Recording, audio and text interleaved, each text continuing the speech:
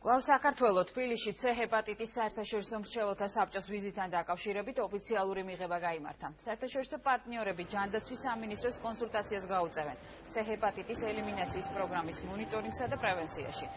მანამდე მრჩეველთა საერთაშორისო ჯგუფმა C ჰეპატიტის მხრივ საქართველოში არსებული მდგომარეობა განიხილა. პროექტის პირველი ფაზის შედეგები და მიღწევები დადებითად შეფასდა, რაც ჯანდაცვის მინისტრის თქმით პროგრამის მეორე ეტაპის გაგრძელების მყარი საფუძველია. დასრულდა პირველი დღე კონფერენციის, რომელიც ამოცანაც არის პირველი ეტაპის C ჰეპატიტის აღმოფხვრის პროექტის პირველი ეტაპის შეფასება. ამაში ჩვენ გვეხმარებიან ექსპერტები, ამ დარგის საერთაშორისო აღიარებული ექსპერტები. პირველი ეტაპი ცალსახად შეფასდა წარმატებულად.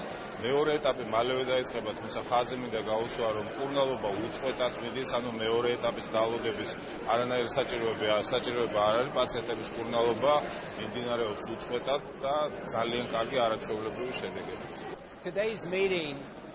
საქართველოს ექსპერტთა ჯგუფი ნაყოფიერად თანამშრომლობს საქართველოს ჯანდაცვის სამინისტროსთან C ჰეპატიტამ ბრძოლის საკითხებში. ეს პროგრამა საქართველოში წარმატებით ხორციელდება და საუკეთესო შედეგია მიღწეული. ჩვენ ქართულ მხარესთან აქტიურ თანამშრომლობას განვაგრძობთ.